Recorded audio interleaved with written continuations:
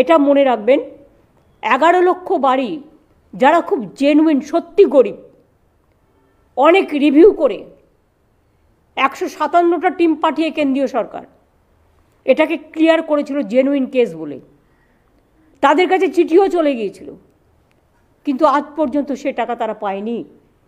আমরা বাজেটে প্রভিশন রেখেছি, আমরা 1 মাস অপেক্ষা করব, তার মধ্যে কেন্দ্রীয় সরকার যদি টাকা ছাড়ে ওয়েল অ্যান্ড গুড, আর যদি না ছাড়ে তাহলে 1 মে থেকে আমরা এই 11 লক্ষ বাড়ির টাকা আমরা ছাড়ব। তাছাড়াও দুয়ারে সরকার এবং সরাসরি মুখ্যমন্ত্রীতেও কয়েক লক্ষ, 3-4 লক্ষের মতো অ্যাপ্লিকেশন আমাদের কাছে এসছে, আবেদন, তাদেরটাও আমরা বিবেচনা করে দেখব। এবং বাদবাকি যেগুলো পড়ে থাকবে আমরা ফেজ বাই ফেজ করে দেব, মানুষকে আমরা বঞ্চনা করতে দেব না। আপনারাও তো বোঝেন, একটা সংসার সামলাতে গেলে টাকার আগে সংযোজন করতে হয়, কতটা টাকা আমাকে পারমিট করবে সেটাও তো ভাবতে হবে। আজকে যে বাজেটটা করা হয়েছে এটা তো চমকে যাওয়ার মতো বাজেট।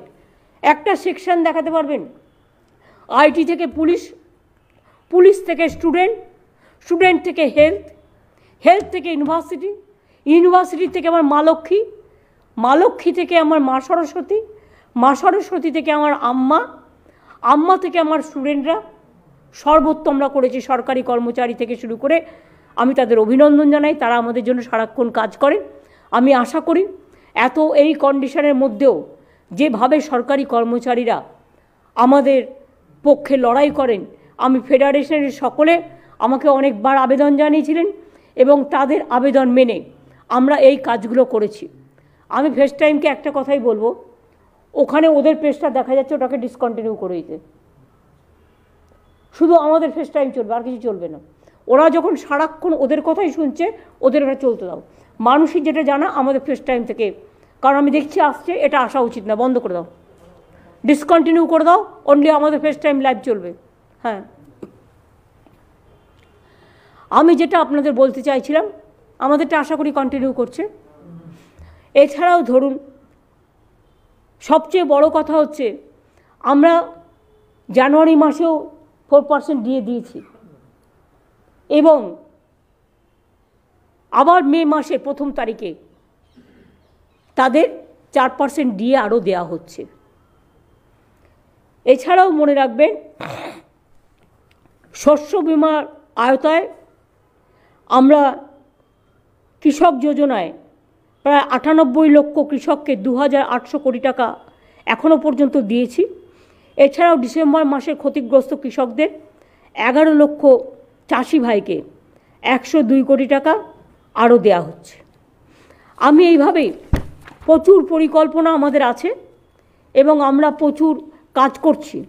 100 দিনের কাজ কেন্দ্রীয় সরকার বন্ধ করে দিলেও আমরা কিন্তু গত বছর আমাদের বিভিন্ন ডিপার্টমেন্টের সহযোগিতায় 43 দিনের কাজ কিন্তু আমরা অলরেডি জব কার্ড হোল্ডারদের দিয়েছি এবং আজকেই বাজেটে ঘোষণা করা হয়েছে যে আমরা নতুন করে একটা কর্মশ্রী প্রকল্প চালু করছি। তাতে মিনিমাম আগে 100 দিনের কাজেও গড় অ্যাভারেজে 35 থেকে 40 দিনের কাজ হতো। আমরা ইতিমধ্যেই কেন্দ্রীয় সরকার ছাড়াই যদি 43 দিন করতে পারি, তাহলে আমি কেন 50 দিনের কাজের গ্যারেন্টি নেব না? কারণ গরিব মানুষরাই আমার সবচেয়ে বড় সম্পদ, যারা মাটির ঘরে থাকে, যারা দরিদ্র, যারা সাধারণ মানুষ। কেন্দ্রীয় সরকারের অনেক নিয়ম আছে, একটা সাইকেল থাকলে আপনি স্বাস্থ্য সুবিধে পাবেন না, একটা পাকা ঘর থাকলে আপনি পাবেন না। এই যে ICDS আর আশার মেয়েদের মিসলিড করছে, আপনারা জেনে রাখুন স্বাস্থ্যসাথীতে অলরেডি আপনারা আছেন। আর আয়ুষ্মানে 40% টাকা রাজ্যকে দিতে হয়, আমরা তো 100% আপনাদের স্বাস্থ্যসাথীতে দিচ্ছি, আমরা কিন্তু আয়ুষ্মান করছি না। ফলে 40% টাকা আপনাদের দিতে হবে কিনা সেটা খোঁজ নিয়ে দেখুন। আর একটা ব্যাপার হচ্ছে, মনে রাখবেন যে আয়ুষ্মানে কতগুলো নিয়ম আছে। একটা পাকা ঘর থাকলে পাবেন না, একটা বাইক থাকলে পাবেন না, এরকম এত কিছু ক্যাটাগরি বেঁধে দেওয়া আছে যাতে কত সাধারণ মানুষই আলটিমেটলি 0 পাবেন, কেউ পাবেন না।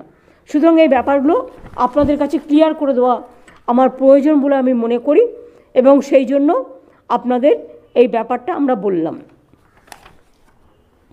এছাড়াও মনে রাখবেন যে আমরা অনেক কিছু আরও ঘোষণা করেছি।